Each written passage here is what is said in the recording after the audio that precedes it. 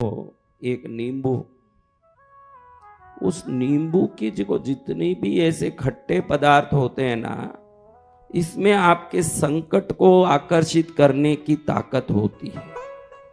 आज भी पूरे विश्व में नींबू से नजर उतारा जाता है।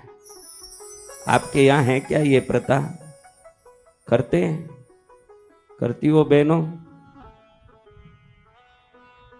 तो ये नींबू के अंदर जितने भी छोटे छोटे छोटे छोटे रस वाले शीरे होते हैं, वो आपके अंदर रही हुई नकारात्मकता को खुद में खींच लेता है।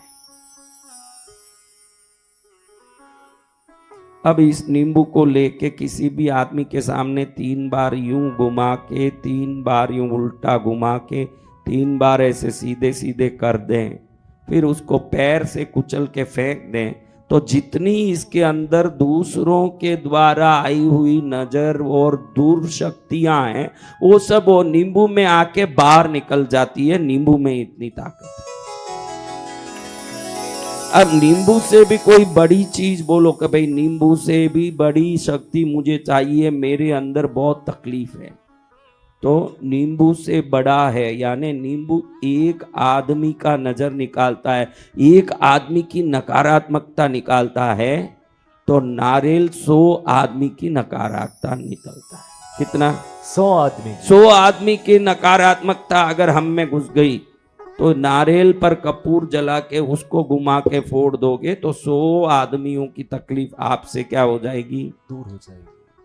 1 लाख लोगों की नजर निकालने की शक्ति कद्दू में है। किसमें है? कद्दू में। कद्दू को घुमाओगे और दुकान, फैक्ट्री, गड़ौन आदमी के सामने 3 बार यूं 3 बार करके फोड़ोगे जोर से, तो कद्दू से आपके 1 लाख लोगों की नजर निकल जाएगी। कितना नजर? 1 लाख लोगों की नजर।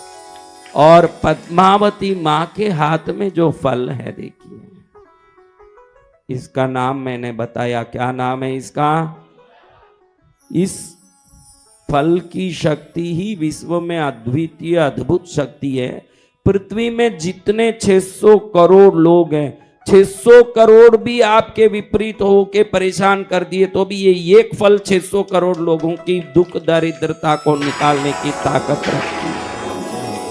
ये फल की शक्ति। देवी को इसको चढ़ा के अगर इसका अचार बना के, मुरब्बा बना के अगर रोज खाया जाए, तो शरीर की कई प्रकार की बीमारी इस फल की सिद्धि से निकल जाती है। इसका अचार तो वैसे तो बनता है, लेकिन भगवती को चढ़ा के फिर अगर ग्रहण करें, तो इस फल में नकारात्मक का निकालने के साथ साथ दैविक गुण भी आ जाते हैं। ऐसी एक फल है। अभी कई लोग मुझे बोलते हैं कि प्रभु, नींबू से नजर तो निकाला, लेकिन घर में कभी उससे सुधार नहीं हुआ, घर में कभी इससे कोई फायदा नहीं हुआ। आप ध्यान रखना, नकारात्मकता की विभिन्न शक्तियां हैं। नजर से भी तरंगे निकलती है। हम बोलते हैं ना, नजर लग गया। आप बोलते सरल भाषा में क्या हो? नजर लग गया। यानी क्या? किसी व्यक्ति ने ईर्ष्या से, जलन से देखा, उसकी ईर्ष्या जलन की दृष्टि से जो शक्ति गई, सामने वाले की तकलीफ दे दी वो शक्ति। यहां पास में ही एक मंदिर बना, बेंगलुरु एयरपोर्ट आप जाते हो, उधर पास में ही देवनहल्ली एक स्थान है, वहां एक मंदिर बना, वहां एक मूर्ति बनी, नई मूर्ति बनी। और मूर्ति बनने के बाद लोगों ने ऐसे उस पर नजर डाला, बनी हुई 11 फुट की प्रतिमा अपने आप टूट के 2 टुकड़ा हो गया। समझो, पत्थर तक में नजर काम करता है।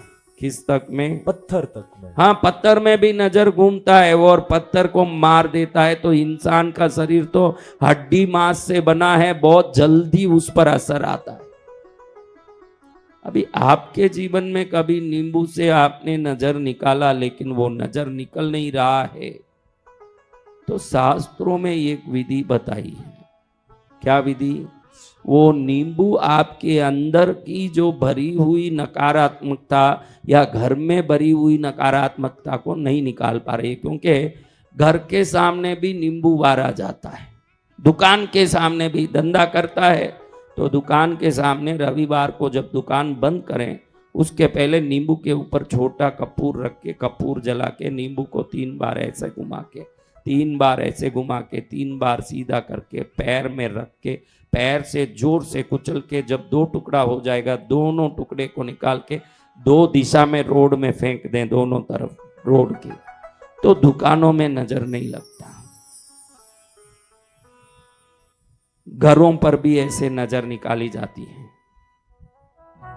आदमी पर भी ऐसे नजर निकाला जाता है, लेकिन कुछ शरीर में नजर ऐसे घुसता है कि वो नजर निकल ही नहीं पाता।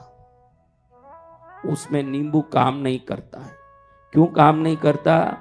वो नजर अंदर से निकलने की क्षमता नहीं रखता है, किसी कारण से अंदर जाके स्थित हो गया है। तो शास्त्र बताता है कि तुलसी के नजर उतारने के बाद विसर्जित कर देना चाहिए, नींबू को कुचल देना चाहिए, तुलसी पत्ते को बाहर विसर्जित कर देना चाहिए। अगर तुलसी के पत्ते के साथ रख के नींबू का नजर निकालते हो, उसी दिन रात में उसका निकला हुआ असर आपको दिखेगा, हाथों हाथ। क्या होगा? नजर निकल जाएगा। हाँ, हाथों हाथ उसकी शक्ति आपको दिखाई देगी। हर हफ्ते एक बार तो सभी का नजर निकाल चाहिए, भले वो झोपड़ा हो, कोई भी हो, किसी भी जगह, क्योंकि नकारात्मकता घुसने के लिए बंगले झोपड़े का कोई लेना देना नहीं। वातावरण की नकारात्मकता भी निरंतर घुसती रहती है, गरीब अमीर की इसमें कोई लेना देना नहीं है। आपके शरीर कई चीजों को खींचती है, साथ साथ में नेगेटिविटी को भी हरदम खींचती है। ये शरीर नेगेटिविटी से बनी रह जाती है बाद में, क्योंकि वातावरण में देखो आवाज की नकारात्मकता, पोल्यूशन की नकारात्मकता, आप पर कोई ईर्ष्या करे ना करे, जलन करे ना करे। कई लोग बोलते हैं हमको कोई जलने वाला है नहीं तो हमको क्या नजर। इस दुनिया में लोगों के जो गलत विचार निकलते हैं, गलत भावनाएं निकलते हैं, ये पूरे ब्रह्मांड में चारों तरफ घूमते रहते हैं। आपके लिए वो कोई जलने की जरूरत नहीं। दुनिया में चारों तरफ से भरा है, अशुभता से भरा है, वो चारों तरफ व्याप्त है।